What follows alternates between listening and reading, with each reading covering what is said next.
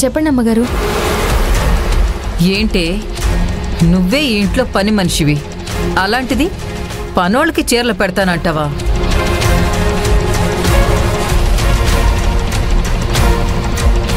ఇక్కడేమన్నా మీ బాబు సంపాదించిన సొమ్ము ఉందనుకుంటున్నావా? ఎవరిచ్చారు నీకు అధికారం?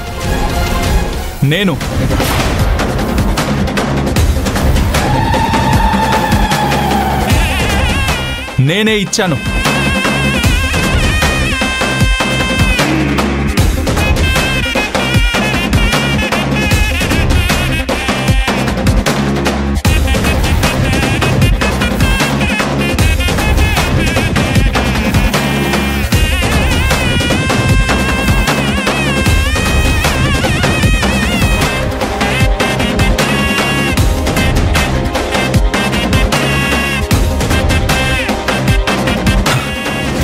నేను సంపాదించిన దాని మీద నా భార్యగా తనకి సర్వాధికారాలు ఉన్నాయి.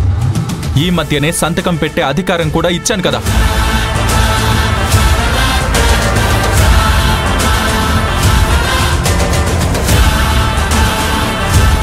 ఇంకా తన హక్కుల గురించి ప్రశ్నించే హక్కు మీకెవ్వరికీ లేదు.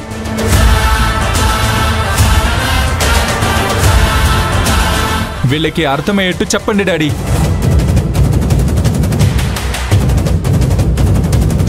అసలు నాకు తెలియక అడుగుతున్నాను కాదా మరి? మంచి విషయాన్ని కూడా వీళ్లతో కలిసి ఎందుకు చెడుగా అర్థం చేసుకుంటావు?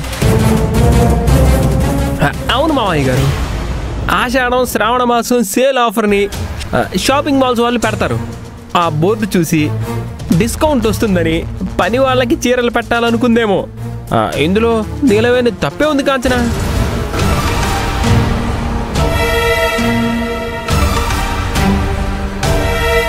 ఏదైనా సరే డబ్బులు మన డబ్బులే కదండి.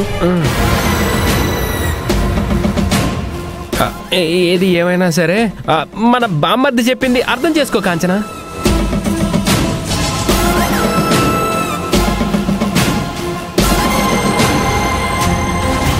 ఏంటి అలా చూస్తున్నావు?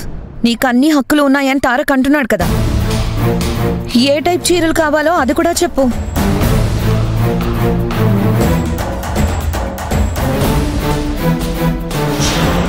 పర్లేదు చెప్పు నిలవేణి. ఫ్యాన్సీ చీరలా పట్టు చీరలా అవేవో రకరకాలు ఉంటాయి కదా. అంటే అది పండగ వాతావరణం వస్తుంది కదా సార్, పట్టు చీరలు అయితే బాగుంటాయి. కట్టేది లేదు పెట్టేది లేదు, ఒక్కసారి కట్టి దాన్ని సగం రేటుకు అమ్ముకుంటారు. నీ పట్టు చీరలు అందుకేనా కనపడకుండా పోతున్నాయి? చూసావా అమ్మ ఎలా అంటున్నాడో? మరి లేకపోతే ఏంటి? ఇష్టం వచ్చినట్టుగా మాట్లాడితే సమాధానం అలాగే ఉంటుంది. పట్టు చీర అన్నావు బాగానే ఉంది, ఎంత రేటు ఉంటుంది? కనీసం 5,000 రూపాయలైనా ఉంటుంది అయ్యగారు. 5,000? ఏంటి, పని మనుషులకు కూడా 5,000 రూపాయల చీరలు కావాలా? అంటే మిమ్మల్నే నమ్ముకుని ఉంటారు కదమ్మా. సంవత్సరానికి ఒక్కసారైనా వాళ్ళని ఇలా మంచిగా చూసుకుంటే సంవత్సరం అంతా వాళ్ళు మిమ్మల్ని మంచిగా చూసుకుంటారమ్మా. బాగుంది బాగుంది, చాలా బాగా చెప్పావు. అంటే 5 మందికి ఒక్కొక్కరికి 5,000 చొప్పున? అంత శ్రమ అక్కర్లేదు. 5 శారీస్కి 25,000 అవుతుంది. 25,000? ఏం సరిపోతాయి సార్? ఎంత కావాలేంటి? 25 లక్షల వరకు అవ్వచ్చమ్మా.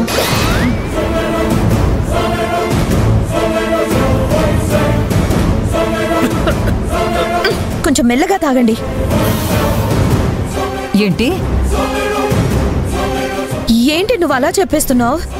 కాస్తుంటే మా ఆయన గుండె ఆగిపోయేది. 25 లక్షలంటే షాకింగ్గా లేదు? అన్ని లక్షలు ఎందుకు అవుతాయో చెప్తావా అమ్మా? చెప్తానయ్య గారు. మన కంపెనీలో పనిచేసే ఆడవాళ్లు సుమారుగా 500 మంది ఉంటారు. ఒక్కొక్కరికి 5,000 చొప్పున వేసుకుంటే 500 మందికి 25 లక్షలు అవుతుంది కదా.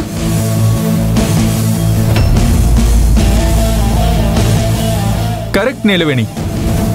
ఇంగ్లీష్ మాత్రమే కాదు, లెక్కలు కూడా బాగానే చెప్తున్నావు. 25 lakhs అంటే టూ మచ్. శ్రావణ మాసంలో ఇలా చేస్తే కలిసి వస్తుంది కదా. మన దగ్గరుండే డబ్బు కరిగిపోతుంది కదా. Daddy, I'm so impressed. Neelaveni పని వాళ్ళకి చీరలు పెట్టాలనుకుంది. Permission granted.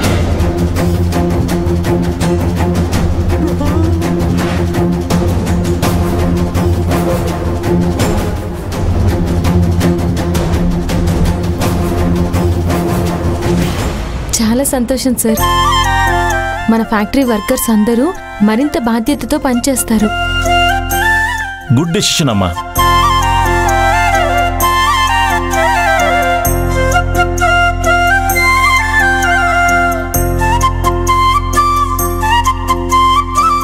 ఇప్పుడు శ్రావణ లక్ష్మిలు అందరూ అయ్యగారు వాళ్ళు ఇచ్చే పట్టు చీరలు కట్టుకుంటారు.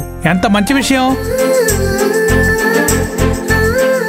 నీలవేణి, చాలా మంచి నిర్ణయం తీసుకున్నావు. Very good. Keep it up. Thank you sir. Hello Ramachandramurthy గారు, బల్క్గా పట్టు చీరలు కావాలండి.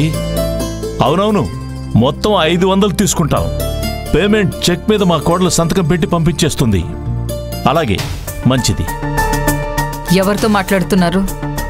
మన షాపింగ్ మాల్ రామచంద్రమూర్తి గారు. పట్టు చీరలు తెప్పిద్దామని. మీకు కొంచెం కూడా ఇది అనిపించట్లేదా? ఇది అంటే ఏది నాకు అర్థం కావడం లేదు కాదంబరి. ఆ పిచ్చిది 500 మందికి పట్టు చీరలు పెట్టాలంటే మీరు సంబరపడిపోయారు. తారక్కేమో ఆఫ్టర్ ఆల్ 25 లక్షలే కదా, పర్మిషన్ గ్రాంటెడ్ అని చెప్పాడు. 25 lakhs అంటే మీకు చేంజ్లా కనిపిస్తున్నాయా? కాదంబరి, ముందు నువ్వు చేంజ్ అవ్వు, అన్నీ తేలిగ్గా కనిపిస్తాయి.